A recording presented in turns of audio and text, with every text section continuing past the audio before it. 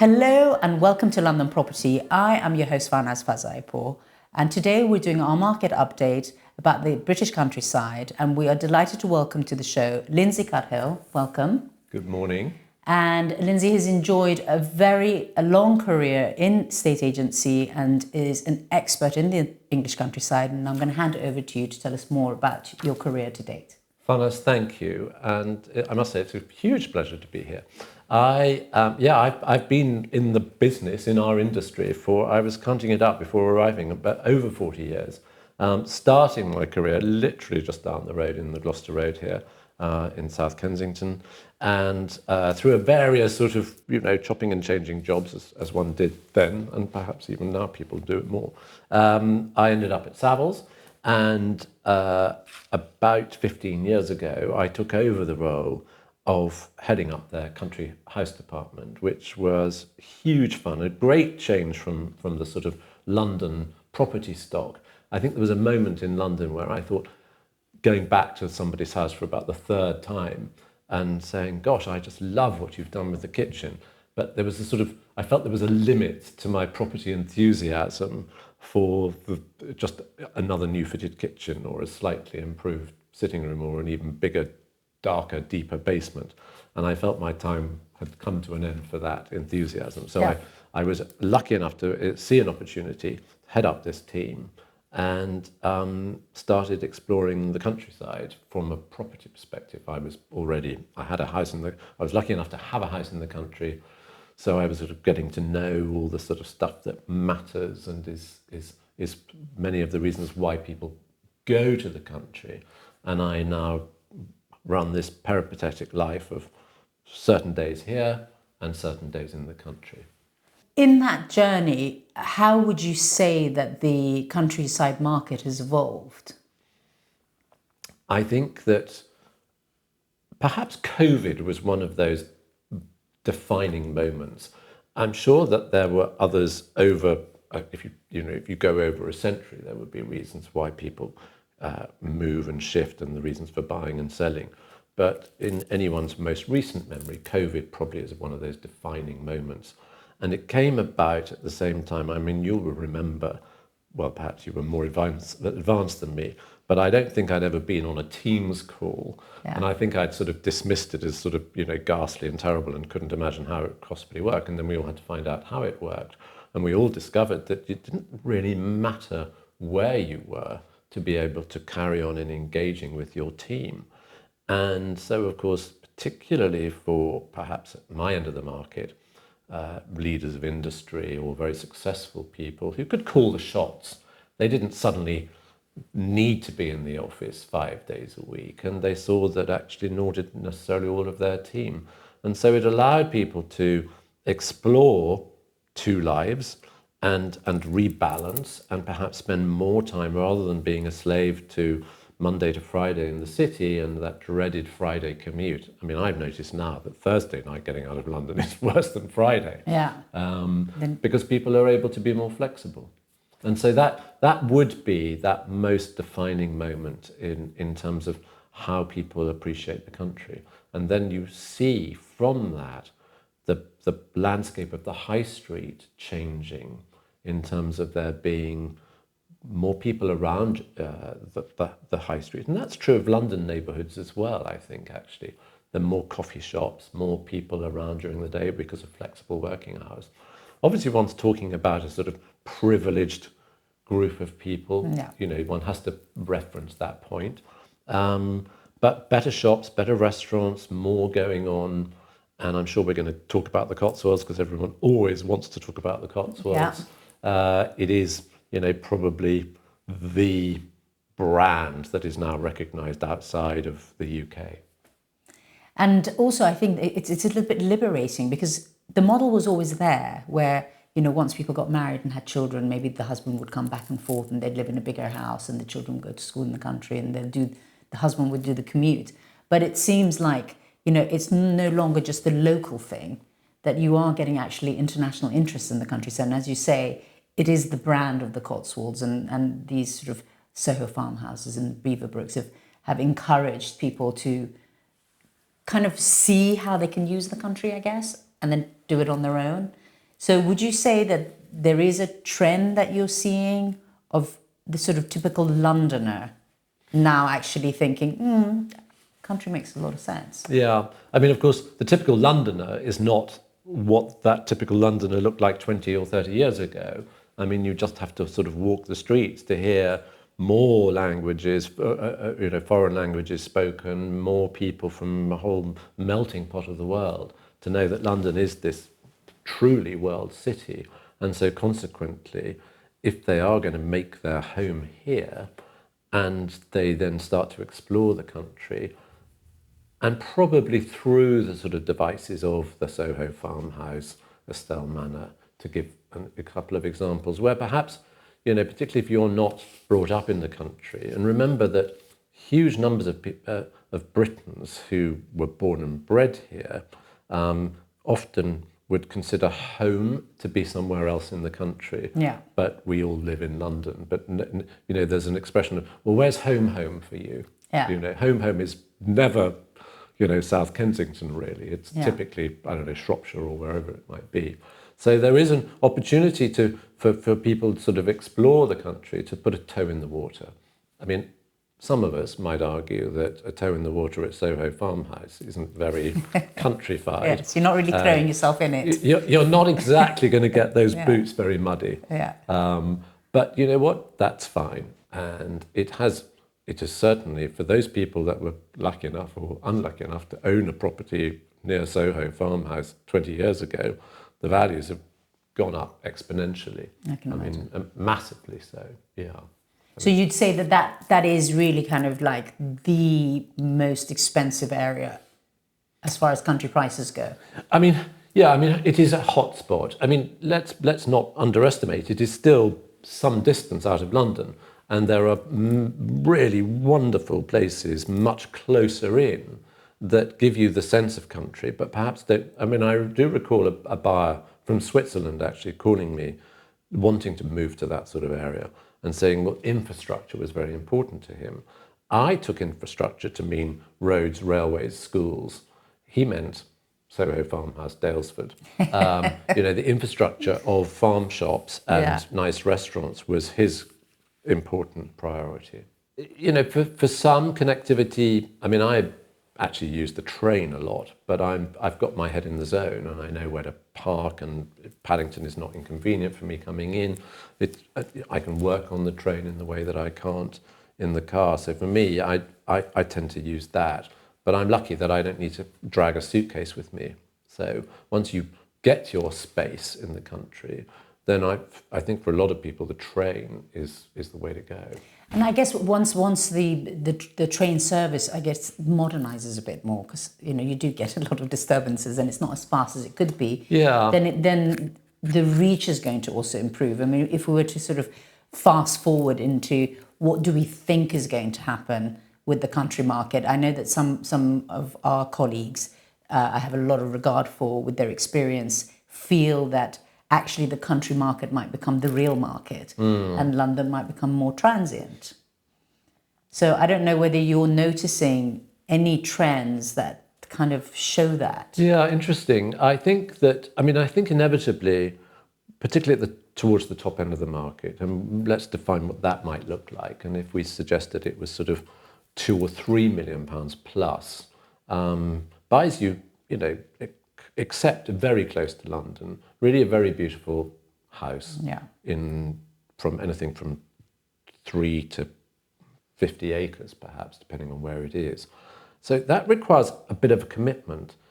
Buying a house in London, if you miss number 18, well, number 24 will probably come up, and what will be the massive difference? You don't have to, there's not a lot of heart in London. There's much more head, because everyone's sort of focusing on the pound per square foot and maybe which way it faces. But there isn't much in between to sort of, confuse you or indeed to sort of get you going. Whereas in the country, if you're looking at a sort of grade 1 listed Tudor house, 300, 400, 500 years old, if you only bought it with your head, you probably wouldn't buy it, because it's a commitment. It requires you to really want to live there and to embrace all of that and to be prepared to commit to both money and time to look after it, I suppose. And we often say that you're just a caretaker for the next generation, for the next owner. But it does mean that people tend to buy these houses with a longer time frame in mind.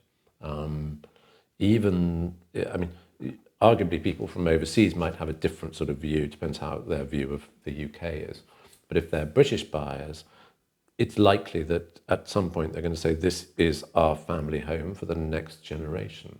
We want to be here for 25 years. I think beyond 25 years is probably ambitious for most people.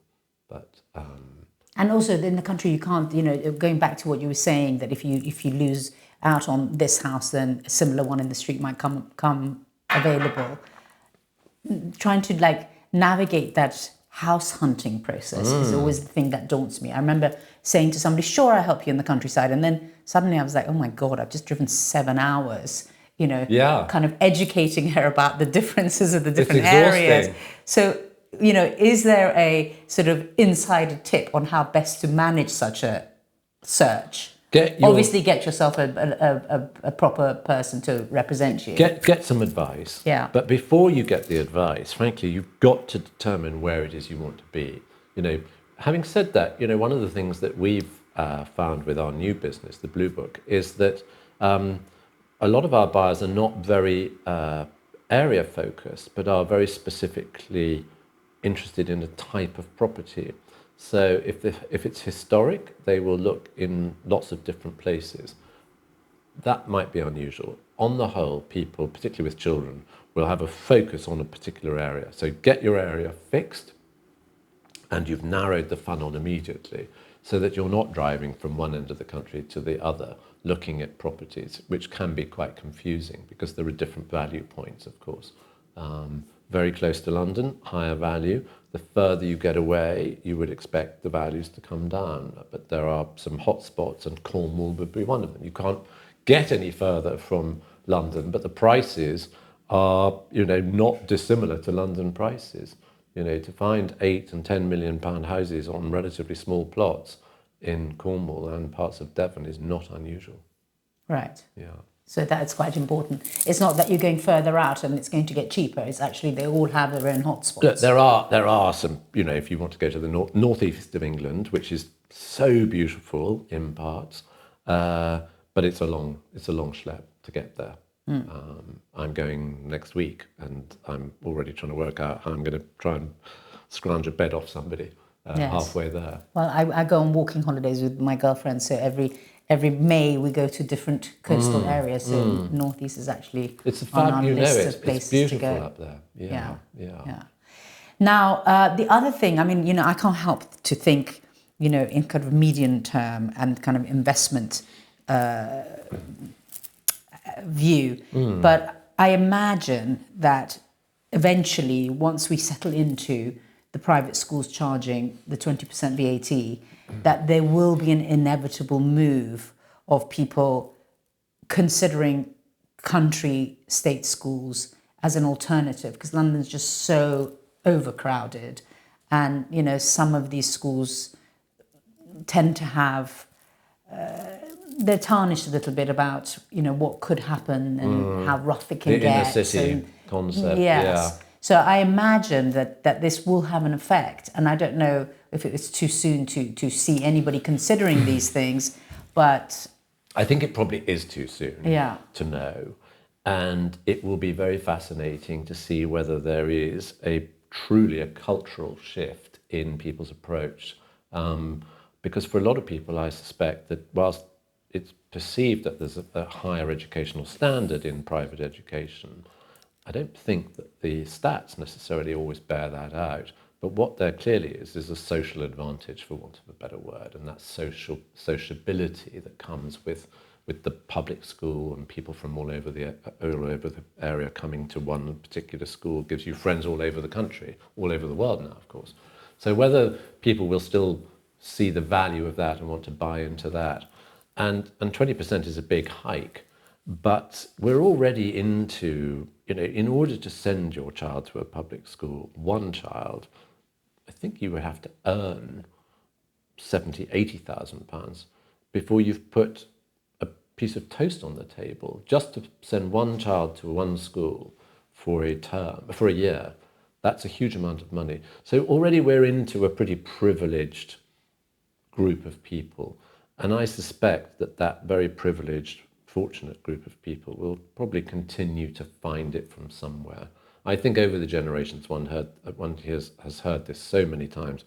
Well, I just don't know how my children are going to be able to afford to educate their children privately. And you know what? The schools are still oversubscribed and still difficult to get into. So I suspect that despite it, they will find the money. I mean, I think we all remember, everybody, including our own parents, always struggling, trying to actually get it done. And it's just one of those sacrifices a lot of people are willing to make. Are there any government legislations that you've noticed having an impact? I know that there was something I read recently about succession, something changed in succession for agriculture.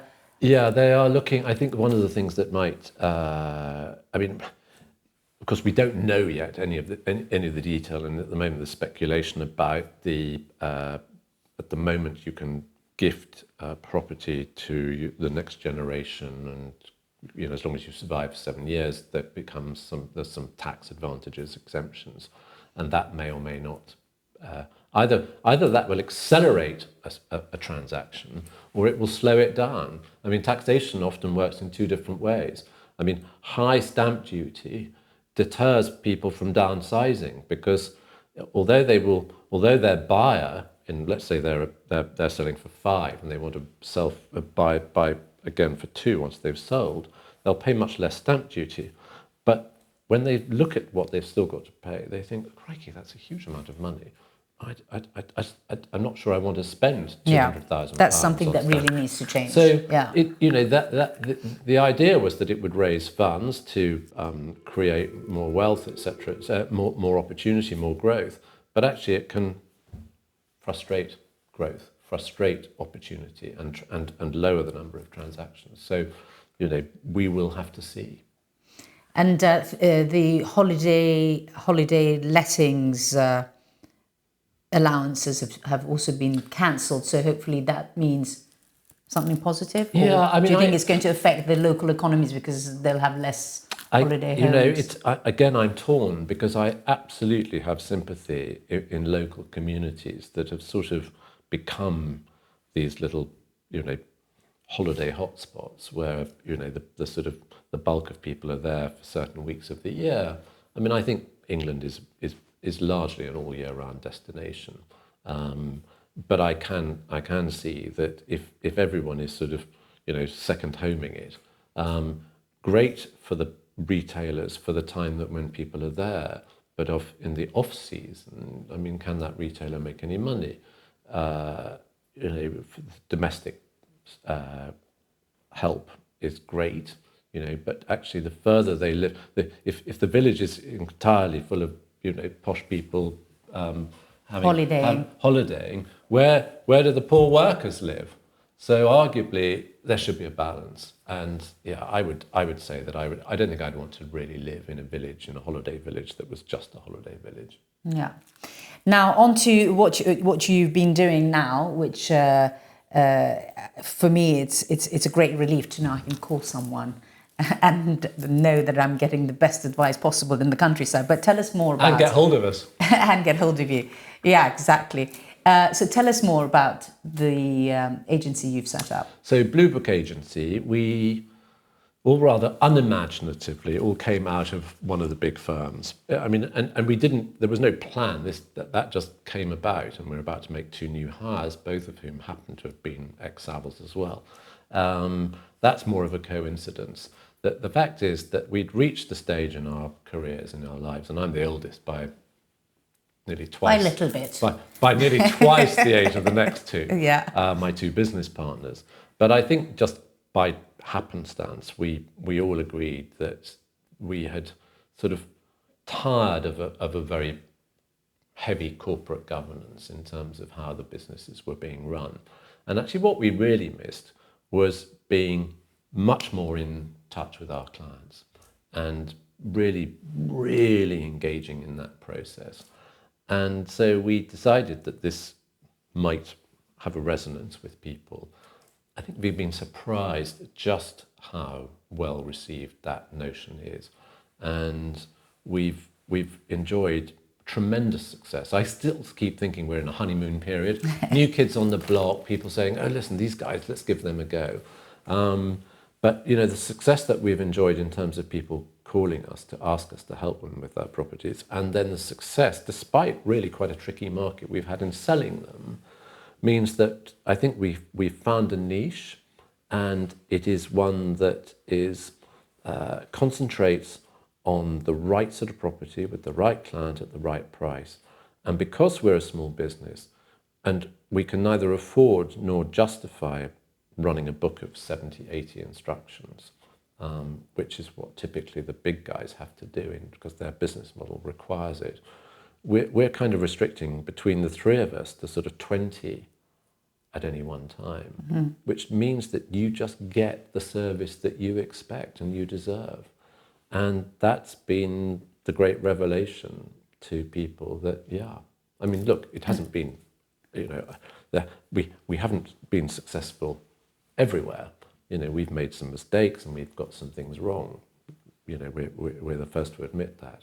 But we are having huge fun doing it. But geographically, would you say that that's really quite a broad part of the country that you're covering? You're going to northeast now. Yeah, no, I mean, you know, people do say to me, they question the credibility of saying, well, look, in one hand, you're saying you're going to give us this devoted and personalised service, and yet, you know, you've got a property potentially coming up in the northeast and in the southwest. You know, how does this work?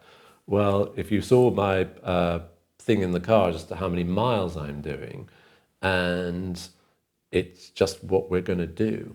And so far, we are fulfilling the promise of that personal service. And we do have an ambition to be a national agent. And we are making 2 new hires so that we can make sure we're covering the ground in the way that we want to, which doesn't mean, you know, spreading ourselves more thinly further away, just being, you know, we're strategic about what we take on. It's got to feel right for us. And that's not in some sort of snooty way, because we're not particularly bound by price. We've got properties from as much as 14 down to as little as 1. But we had 2 buyers actually call us to say, Lindsay, we've looked on your website. Whilst there isn't anything specifically today that we think we want to come and look at, we're pretty clear that we want to buy a Blue Book house. And for us, that was because you're already shortlisting what you believe as a product you want to represent. Yeah, it's a sort of curation, which is a very pretentious word. No, but I agree. They are just listings. As an agent, to do a good job, I think you really need to believe in the product that you're representing. I think that's the first step. So we've got to love them and truly love them. Yeah. And so we do. Actually, and as it happens, and happily, the lovely property 99.9% of the time comes with a lovely client too. Yeah. Yeah. And also our job is kind of a generational thing, isn't it? It's you know, throughout your career you end up working for the parents and then, you know, the children, maybe if they're young enough, even the grandchildren. Well, as I intend to go on for at least another 10 years, well into my 70s, I certainly have that ambition to get hold of the grandchildren, to start introducing them into the properties too. Yeah. Well, it's been a real pleasure speaking to you about the property market. And the other thing that was a real pleasure is when I actually asked you, can you come on the show?